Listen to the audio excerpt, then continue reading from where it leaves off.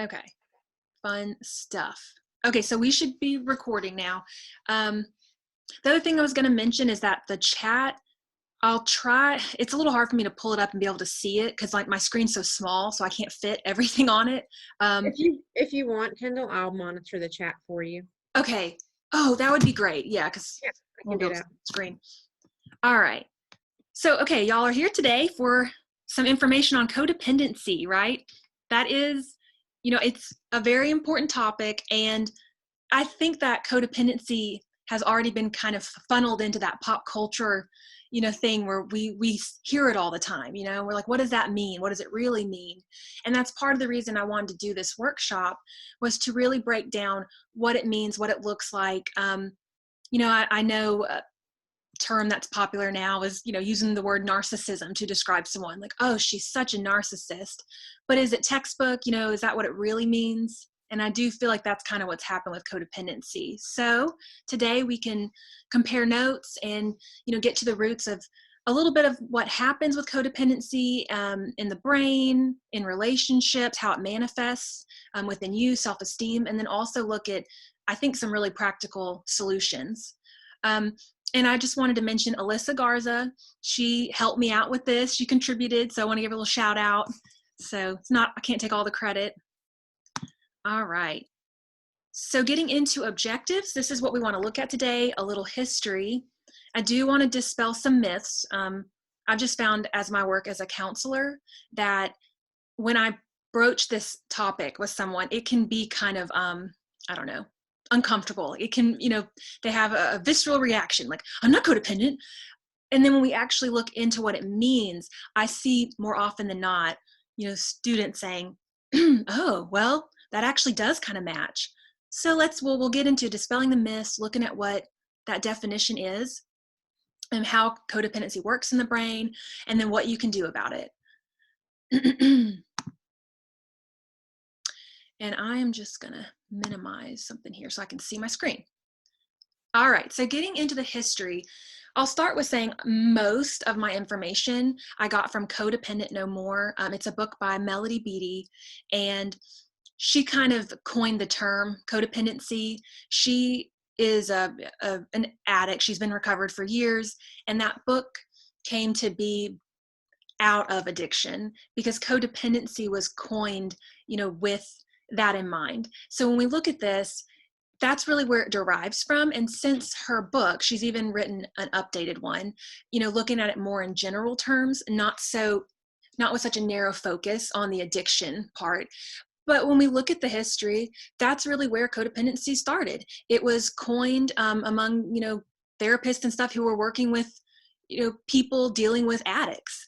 So Alcoholics Anonymous was formed in 1934.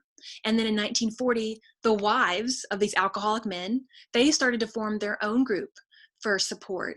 And then you see here in the late 70s, that's when the term started coming around, because people are scratching their heads saying, what do we call this thing that's happening to these people in relationships with these addicts?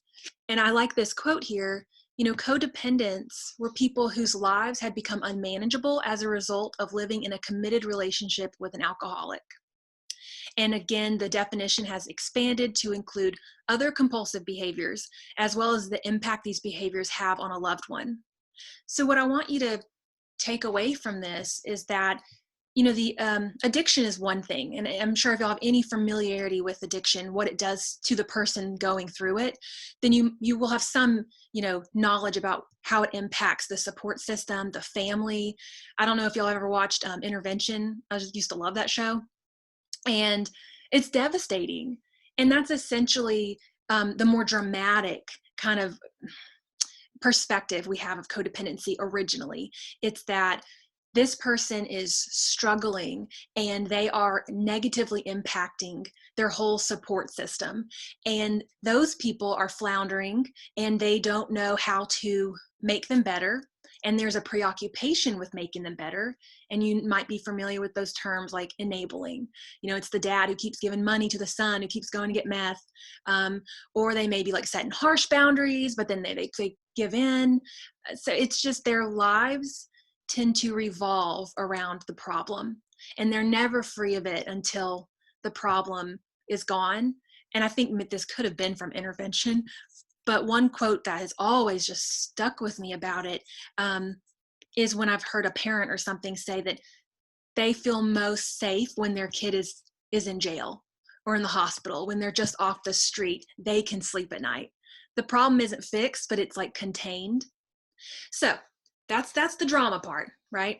So patterns of reacting and coping that resemble coping patterns of people in relationships with alcoholics. That's kind of as we moved forward with the definition. We started to say, this generalizes. We started to say, this doesn't just happen to families with addiction. This seems to be people with compulsive behaviors, without compulsive behaviors, but at the end of the day, it makes you have compulsive behaviors if you're the codependent in the relationship. You come away with your life revolved around or tethered to this person or this problem. And that is addictive in its own right. And it very much limits, stuff like self-care and your values and just having a clear perspective. So I think we'll get into the definition that Melody Beattie coined. And I do like it. Hold on.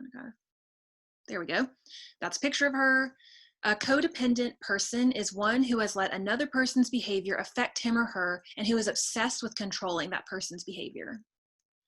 So just think about that. It's that obsession with controlling that we get into when we become codependent with other people. So Hey, Kendall, yeah, I want to jump in just in sure. the chat.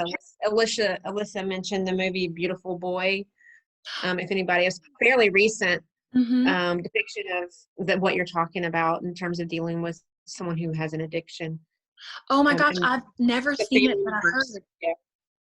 It's really good. It's actually based on like an addict's like actual journey, and it's like it shows a lot of like the the father resenting the child, because like he's off and like he's kind of influencing his behavior by giving him money and things like that. But it's really good. It's very powerful, but it's a good movie. Does it have, side note, is that the Timothy Chalamet? Is he in it? Yeah, and Steve Carell. Oh, that's It's kind of hard because like Steve Carell's usually like a funny kind of guy, but if he played the role really well, so. Oh my gosh. Okay, well, side note, maybe for the weekend. Yes. But how can pair this with the Yeah, it's on Amazon Prime. PowerPoint. So when we look at dispelling the myths, I want you to know what it's not, because it can be, pop culture used to be very dramatic sometimes, but it's not psychosis, it's not borderline personality disorder, it's not obsessive compulsive disorder. It could be comorbid. You could have those things and be codependent, but just know it's not a direct, like, boom, you've got this big bad thing going on. And it's not only related to addiction in families. And it's really not about you being selfish or needy. There is a needy and selfish component, but I want you to understand that's a symptom of the problem. It's not all inclusive. You're just a bad person kind of thing. And it's not a complete dependence on a partner, family member, friend, etc.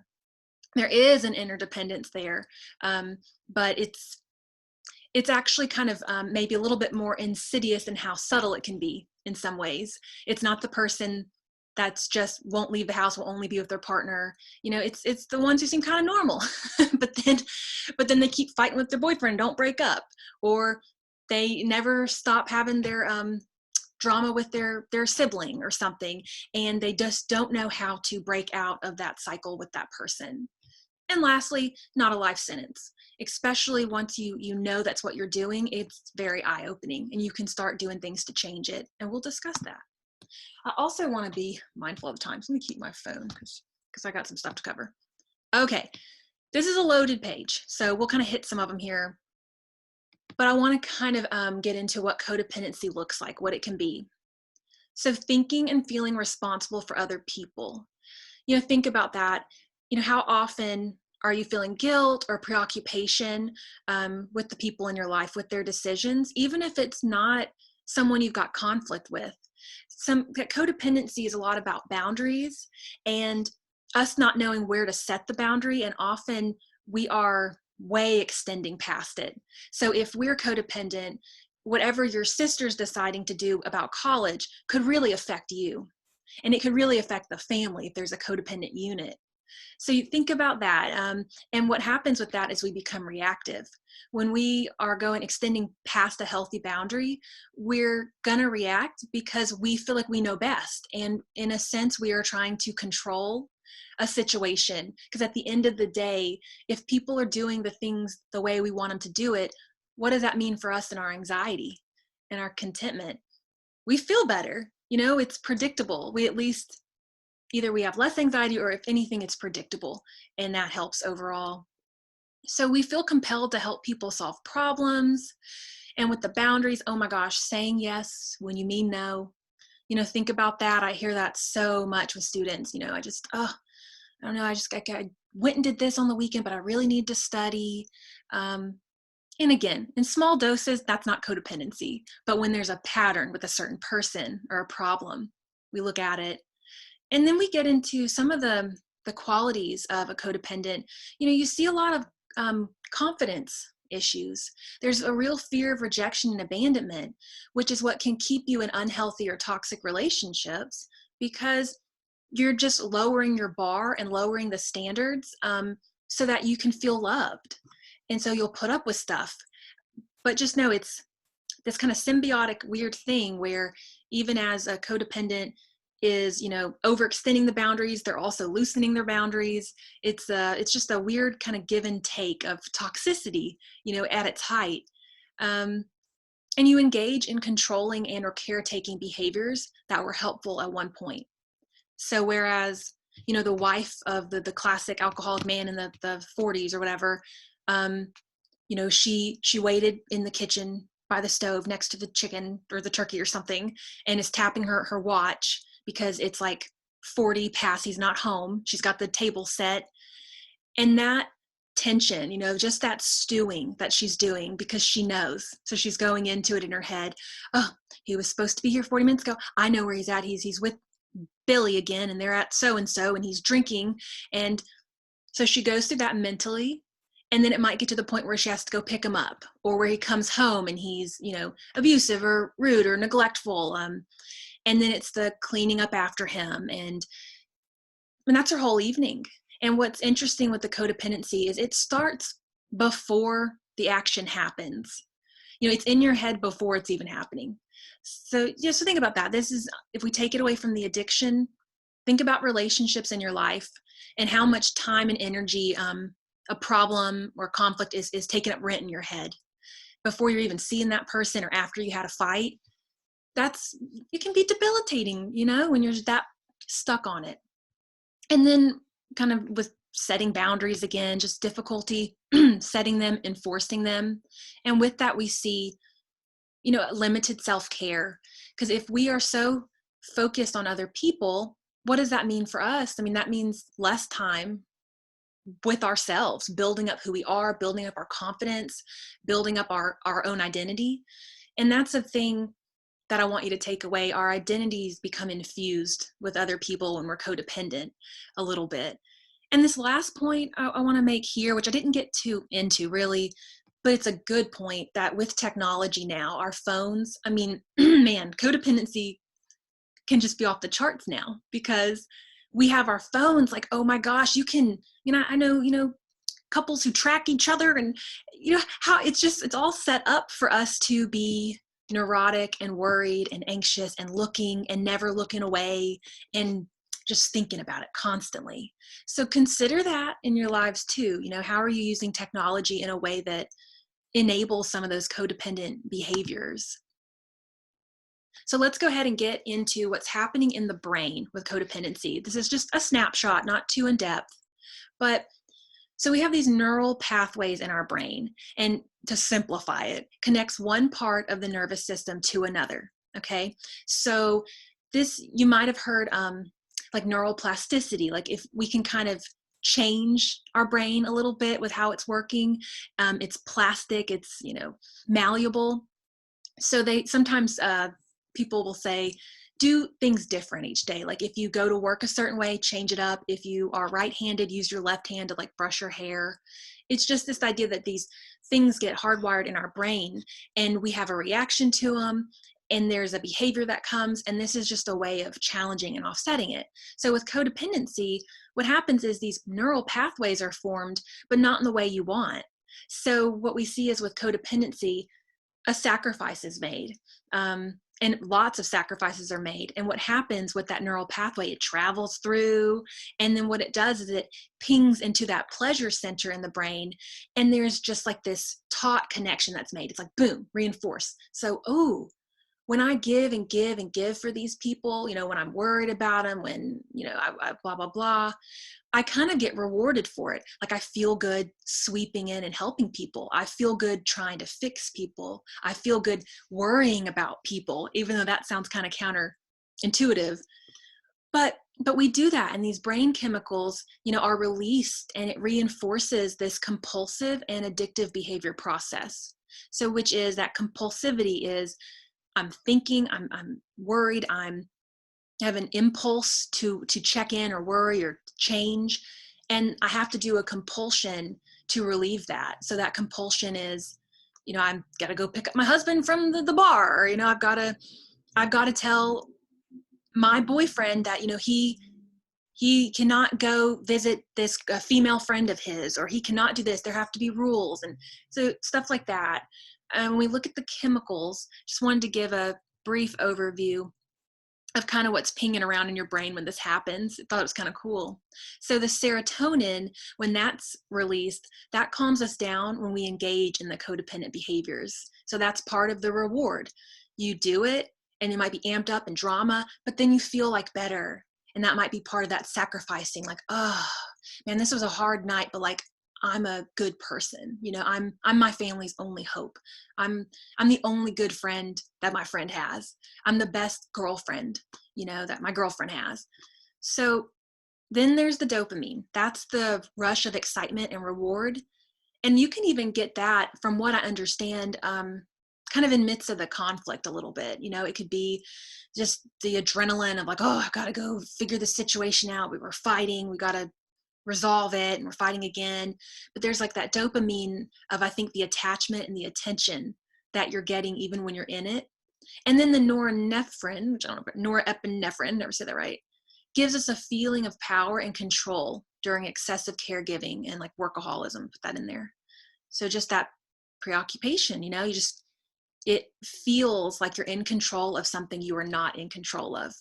And that's codependency. Bottom line, we don't have control over anyone else in our life. I mean, unless it's a little kid or something, but, and even then, but you don't, but you feel there's this illusion of control, and you get rewarded for it. You really do. Okay. I just love these, especially like the one on the right. I think it really demonstrates, you will meet all my emotional needs. Like, oh, that's not stressful, huh? And the thematics of codependency, yeah, it's like you're a two-headed person.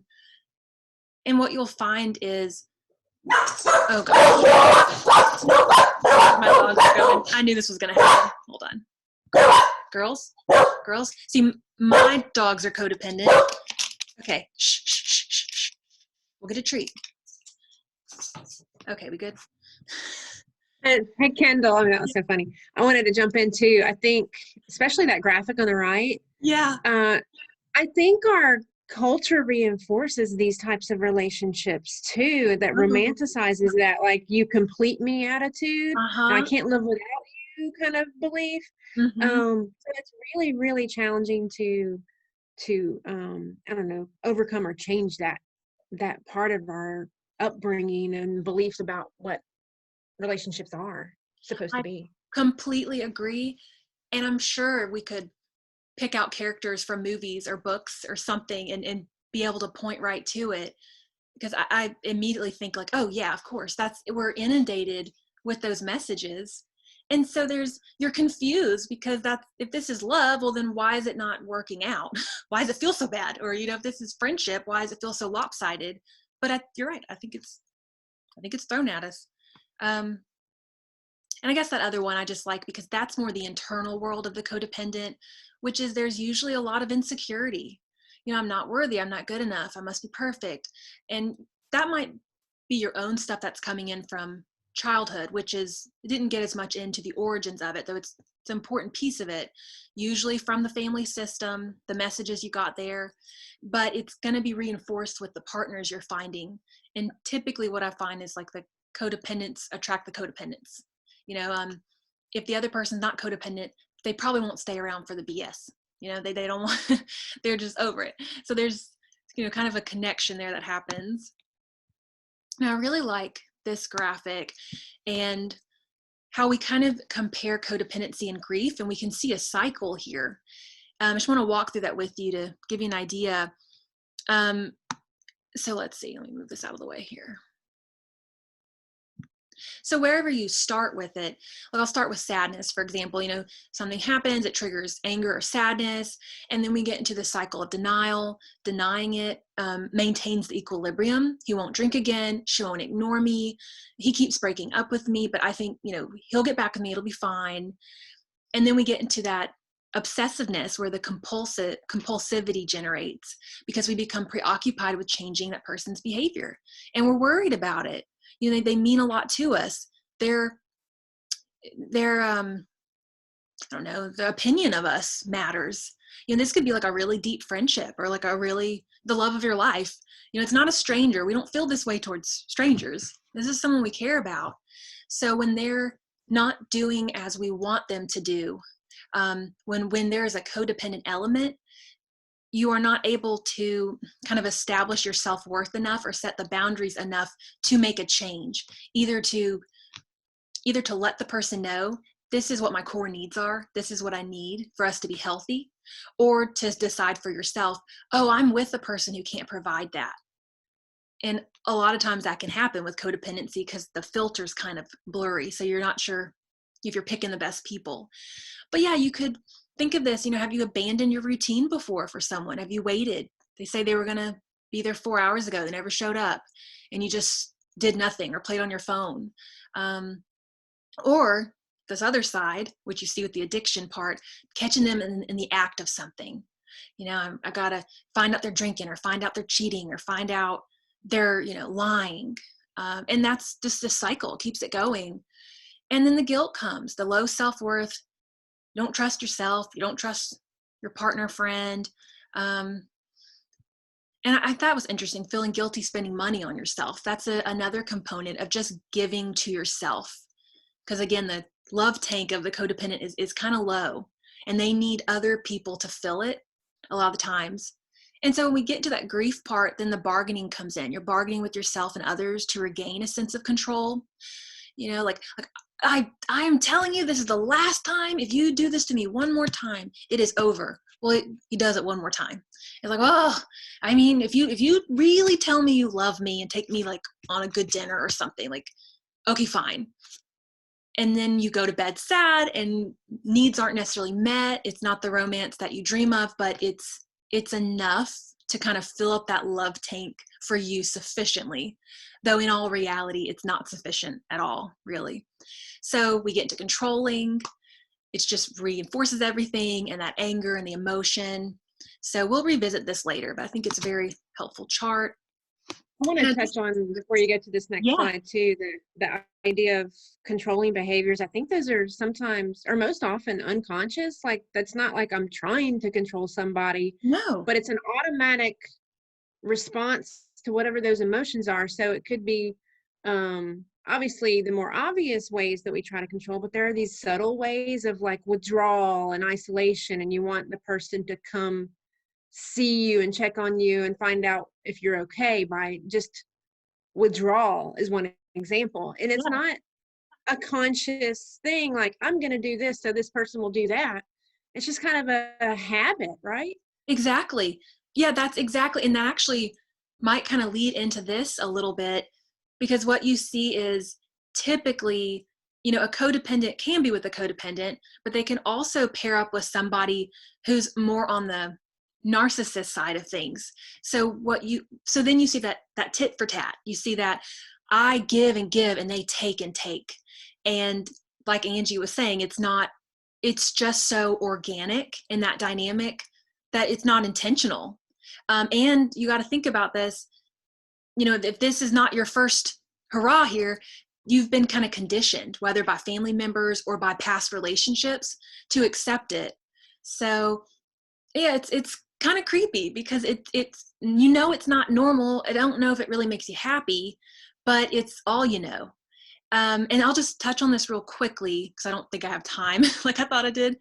But I love this continuum of self. It's from the Human Magnet Syndrome book, which just talks about, how we deal with and get out of these relationships when it's this unbalanced. And what you'll see with this continuum is that, when we're looking at the outer edges, like the -5, the +5, this is going to be the codependent and the narcissist at the extreme. So this is going to be the partner that sacrifices everything. They're getting the high for it. They're trying to control everything, probably more passive aggressive than aggressive, right? Whereas the narcissist is more self-involved. They're going to do what they want. They might like pat you on the head and be like, here's just $1, go buy yourself something. Or yeah, I'll take you to dinner, let's go. But it's not a constant checking on what you need. Whereas the codependent, it's constantly checking on what you need. How can I make it better? How can I fulfill you? And at its extreme, we've got the -5, the +5, but that is also where they're the most balanced. And that's why, in a sick, twisted way, the dynamic works. And what I've seen is if the codependent tries to get better and they start heading towards that 3, towards that 2, which really 1, 2, 3, more of a healthy dynamic in a relationship, it's wobbly. It's like a seesaw. It's just like it causes more dysfunction. And since the codependent's probably not as capable of cutting off that relationship that isn't working, they then just back down and go back to the 5. So it's really hard. Yeah, You that's agree? the equilibrium, right? That's it. Yeah, and it's the thing about these two I find is that they're high chemistry relationships. It's like when someone falls for someone so immediately, like to me, that's a red flag of this kind of toxic it becomes toxic. It can, that high chemistry very early on often is those numbers trying to equalize to 0. If you're a -5, you're searching for that +5, and that's where you find your chemistry. And that's what makes these relationships so long lasting and hard to get out of. It's that pull that you can't, like, it controls you in a way, right? Totally. Yeah, you said that way better. I didn't even need a slide for it. That was great. All right, let's see. So this is when we'll start, now that we've identified codependency and how it shows up in relationships, start looking at how we can fix it, how we can change it. And this is a little layered, so I revisit some of these things throughout. But we start with awareness and acceptance of our powerlessness over others. And again, this is always kind of trickling back to AA, and you don't have to use that as a reference every time. But what makes that system work for a lot of people is this acceptance of powerlessness over something that feels greater than them. And I think that actually is very effective for thinking of codependency. And it's maybe it's not that dramatic for you in your life and in your relationships, but just this idea of, man, I am really trying to control these people around me and trying to control the outcome and make me lovable, make me worthy, prove to me that I'm worth something. And at the end of the day, it's just accepting that all I can do is control myself. And there is some empowerment in that when we get to that place. And once we do that, we're choosing our actions instead of reacting. And we'll get into detachment versus attachment. But in her book, Codependency No More, that's one of her central terms she uses, because there's this idea that if we stop attaching ourselves to the person or the problem, it's like a train wreck. You keep looking at it. I need to drive home. I keep craning my neck to look at it. You're so attached to it. And there's this fear of, if I detach, what does that mean? What does that mean for my identity? What does that mean for like my worldview? And does that mean I don't love them? Do I not love my family anymore because I'm detaching from the drama? So we'll get into that. And we can do some of this detachment through deep breathing, pausing, journaling, utilizing your support system. And other ways that we manage the codependency is just by identifying realistic expectations and what your needs are, your values, your self-care. That's how you find out what your needs are if you don't know right now. You put more time into exploring you and less time into exploring and controlling others.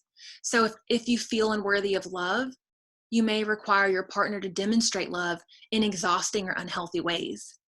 And it will never be enough. That's that love tank thing.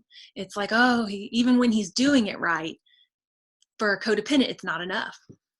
And this part I have here too, going back to the pathways, in the article I read, it did say, you do change the neural pathways in your brain to allow you to stop being codependent. And again, what happens is when you begin to build up you and you build up your self-worth and your identity outside of this problem or this person, you start to set boundaries, self-care, positive self-talk. That leads to the increased self-worth and self-esteem, and the new neural pathways form. So sacrifice isn't getting pinged anymore. You're not getting the feel-good stuff from that. You're starting to get the feel-good chemicals from the things you're doing for you, and you're retraining your brain, which is so cool. So that is definitely something you can do. And let's do this overview on attachment and detachment. So attachment is worrying, reacting, and obsessively trying to control. And again, just take a second and think, is there who in your life, if you've come to this thing, it could be because there's someone in your life that you do this with. It could be a whole family, limited self-care and preoccupation with helping others. Poor boundaries, that's saying yes to others without evaluating your own needs, and maybe oftentimes too quickly, not even allowing yourself the chance to stop and think about it. Whereas detachment, it's all done with love. It's all done with, I'm releasing or detaching from a person or problem with love. I'm not withholding it, doing it with love. And it's present moment living. So that's really hard, but staying in the moment, no past, no future stuff, just staying in the moment, doing you, and realizing that your life and your happiness, it is separate from that person. And it doesn't mean you have to be out of their life, but you're just opting out of the problem. So enjoying life despite our problems, basically. And back to the boundaries, I kind of just wanted to, reiterate it again, but saying yes to self-care and me time. So not just saying no to others, but saying yes to you and what you need. And I have a few quotes here that I like. Detachment is not detaching from the person whom we care about, but from the agony of involvement. I mean, that sounds good. Like if you can tell me I just have to be in agony over it, wow. And again, worrying, obsessing, and controlling our illusions, they are tricks we play on ourselves. So there's some good ones right there. All right, and this is a little bit more, hands-on with the codependent solutions, especially if you've come here for some of that. And this is where Alyssa, got to throw a shout out because she's really helping me find some stuff here. So we'll run through some of this and I'll just try to highlight. Look at our time. We're still doing good. Highlight some things here. But you want to separate showing support from codependency. Again, it is the pause before you react. This is the hallmark of detachment.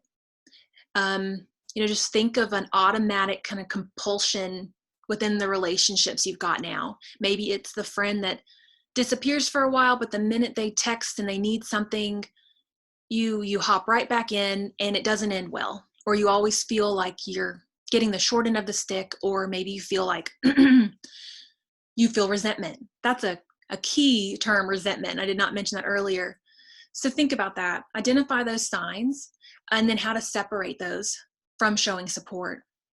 So it could be if you're in this loop of giving a friend a ride to school or something all the time, you have to find a way to detach with love, to where if you're invested in that friendship and you care about them, that's okay that you want to help, but you also have to make sure you're helping yourself and that you're not overextending. So identify patterns in your life. Where is this occurring? They're typically rooted in childhood. And really ask yourself, what or who do I gravitate to most? What type of person? Is it people who need your help? It could be people who don't give you attention at all. And that's, you're really craving it from that person. And then learn what healthy love looks like. We got a lot on this one. So that's going to be trust between both parties, security, self-worth, compromise. And I threw in that codependency cycle again, just to remind you what it doesn't look like, in case you forgot. That's the roller coaster, the up and down, the anger, control, the crying, the yelling, the, oh my gosh, I'll break up, we get back together, we break up again. This is stability. So you feel safe to communicate your emotions and physical needs. There's a healthy balance of effort. And you should be able to say no when something conflicts with your own needs. That's really important. Healthy love is not a codependency cycle. Okay, so you are two individuals who are together in like a secure kind of union, right? And then setting boundaries for yourself.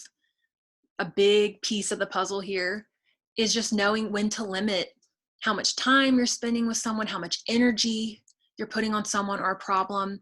So, and remember, it's a process. And I tell people this all the time, if you've been saying yes your whole life when you meant to say no, it's not going to happen overnight. It's going to take some time. So you're going to set boundaries and you might break them. You'll figure it out as you go. You just be patient with yourself. And, try not to offer solutions or fix someone else's problem if you're not directly involved.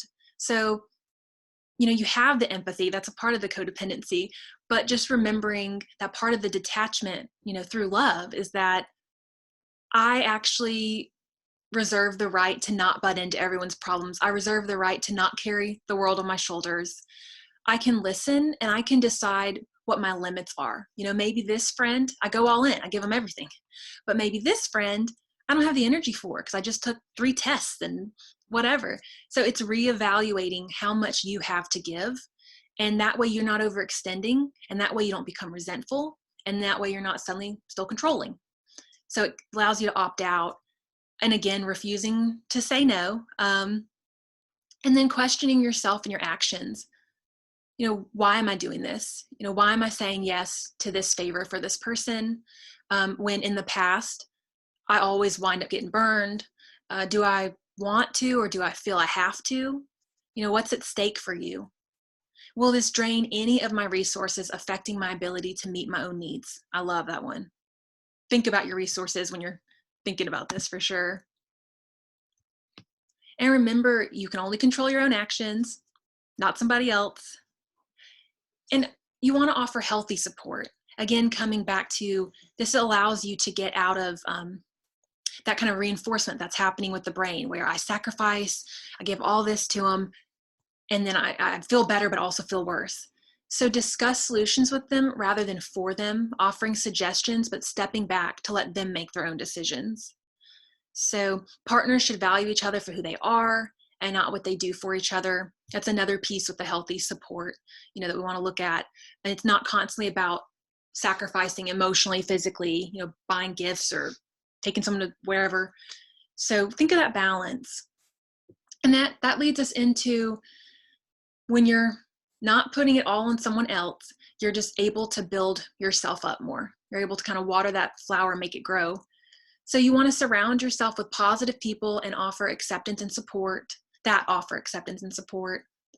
And, you want to just be around that positive energy, and you want to limit your time with people who are going to drain your resources or energy. And you're going to do things that you enjoy, self-care, hobbies, all of that is going to, ideally would lead to some more positive self-talk. So that means you would be reframing that negative thought pattern to affirm yourself instead. Oh gosh, I'm always so bad at this. I'm not good at making decisions. I always disappoint people. This is when you start valuing yourself, you start saying, I think there's more to the picture. And you go, well, I actually do think I'm good at making decisions because I got myself through school. I might have a terrible track records with the relationships. I'm doing something right. I just need to figure out how to make that transfer over. And then identifying your own needs as part of that, really, really digging into what are your personal goals, your values, your interests outside of this person and this problem. Because if it's too fused with that person, we have a problem, basically. And then this last one here, just know when to reach out to resources. And of course, that's why we offer counseling. If you're noticing any of this going on, definitely feel free to set up an appointment, and that's something we can help you with. But yeah, you just want to look at seeking outside support, using friends, family, whoever you have, just to help you. Because it's, from what I've seen and stuff, it's really difficult to realize that you have this going on with you and to change this whole relationship dynamic. It's really hard, because if the other person isn't changing or doesn't know how to change or want to change, it really puts you in a bind. So you just want to think about that once you start to discover this, it doesn't mean that they've discovered it.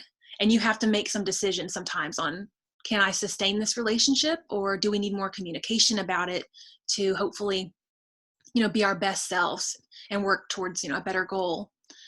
And this was from healthline.com. Thought it was really good. And then I'm just going to Kendall, I want to just bring up too that process of, yeah, the moment where you're trying to break away from that pattern. It's definitely a letting go process and a grief process, and maybe the relationship can survive it and maybe it won't, but you have to be willing to let go and detach. And that other person, it's going to shake up everything, right? It's going to be like an earthquake. And like you said, we can't make the other person change. We have to change. And as we change, it's really rocking the boat. And we have to be able to stay in that rocky boat for a while. And then again, once you get past the waves, and then you are in that letting go, detached, farther in that grief process of change. I mean, you're changing, and there's going to be, you lose a part of yourself, and you're losing a part of what that relationship was. And that other person's going to have to go through that same process. You have to start it though, and you have to be able to keep moving through that process without focusing on the fear of abandonment and rejection and losing the relationship. There is going to be some kind of loss, whether the relationship can be renewed in a different way or not. And you have to be prepared for that. That's well said. And I think, with counseling, we try to, tell, our students that it's, once you start changing, it will affect the people around you. It's just inevitable. But I love what you said about that, how it's, there's a dynamic there. So it will affect the other person, and you just got to be prepared for it. Really, that's really great. It's just, I think it's very admirable to identify these qualities in yourself and to make the changes, because the pattern is so heavily reinforced. It's hard to identify and change it. And change is hard, and you have to, sometimes you may try it several times before you actually are able to truly do it. Yes. And I think when we get to that point, whatever we're needing to change, it could be codependency, it could be any number of other things, but you just know that you can't stay in the same place that you are. You can't do that anymore. So you have to do something different. Exactly. So then, yeah, that's great. That's exactly what happens. And the boundaries, we've, looked at that. I won't just belabor it too much, but then I did want to point out some things for self-care. If you haven't done this, as you're processing, like, oh, I need to change this relationship, I need to change how I act in this relationship. So practicing gratitude, putting energy in defining who you are, self-compassion, and identifying your values. I think that's really important. Oh, and I just love this quote about boundaries. I allow myself to set healthy boundaries, to say no to what does not align with my values, and to say yes to what does. Boundaries assist me to remain healthy, honest, and living a life that is true to me. And then I think this last piece here, I just really wanted to bring up the tail end with the values. So what are values? Those are principles that give our lives meaning and allow us to persevere through adversity. You'll notice once you start defining what they are, you can kind of see the contradiction in your current relationships if there is a codependency there. You can see, well, I really value someone, or I really value honesty, loyalty. But then you might have a partner or a friend who's constantly letting you down or lying or something. And that's just something to pay attention to. And once you start really, I guess, redefining what matters to you, I think that can help you along the way of detaching and changing your own behaviors in this dynamic. And some examples of values, you know, health, love, hard work, strength, spirituality, compassion. And I put this on here, and I meant to pull up the website, but this is just a really cool thing you might want to start with, this viacharacter.org. You know, go on there. I've done it. I love it. It's so cool. You have to set up, I think, a little account. It's just maybe your email or something. It's real brief. But then you do a survey, and it gives you, I think it's in order, you know, your values. And there's tons of them. There might be like, there's like 25 or more. Can't remember. Do you remember, Angie? There's a lot of them. But yeah, it's 24 character strengths that have been researched in positive psychology. So they've determined these 24 that are worldwide values based on all kinds of cultural beliefs and systems. And it just ranks them in order of most important to you and less important. Doesn't mean you don't possess, like I think in mine, like zest is near the bottom. Zest just isn't important to me, but at the top is like honesty or something, you know. So yeah, you just it just reminds you of what's important to you and how to live your life to thrive. Yeah, thank you. Yeah, you know more about it than I do, but that's, yeah, I think that's a good place to start. If you're feeling that tension, you know, like my internal values aren't you know adding up to like my external decisions or behaviors. And I do, to tack this on, you know, I'm making it a lot about how other people are behaving, but at the end of the day, it's how are you behaving? And that's the thing with codependency. When we're codependent, we're often not acting in a way that is congruent with our values. We become an angry person when we value peace. You know, we become a, you know, a preoccupied, obsessed person when we value peace. Like, it's just things aren't adding up, and it causes a lot of pain and discomfort. So yeah, maybe start there, give it a try. And then I'm gonna just like a little tale to that, like kindness is at the top of mine. And so I think that people pleasing and trouble saying no to people externally, behavior wise, kind of in my mind went against the value of kindness for me. But that's an unhealthy level too, because I can't continue to be so kind and giving to my own detriment. So you kind of have to, I have had to shift kindness down in importance, whereas perspective has gotten higher in my list of values, and being able to see both sides of something and knowing when maybe I do need to say no.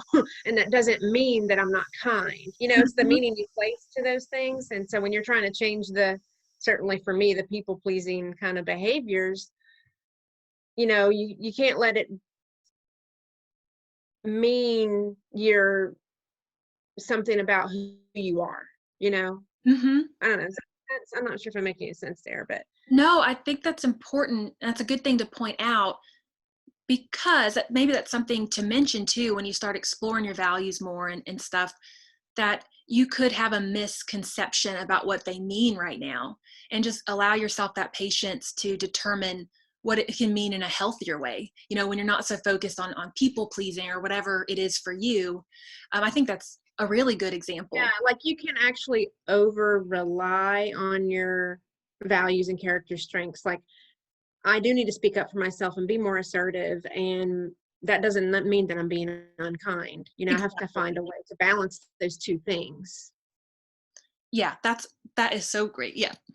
How are we doing on time? Okay, so this concludes the codependency workshop. I did want to leave you with some quotes here. Some self-care is giving to the world. Self-care is giving the world the best of you instead of what's left of you. Think of that with your resources. If your compassion does not include yourself, it's incomplete. Think about that. We have a few minutes left, so, you know, does anybody want to share any thoughts? Do they have any questions? And you can always put it in the chat if you prefer.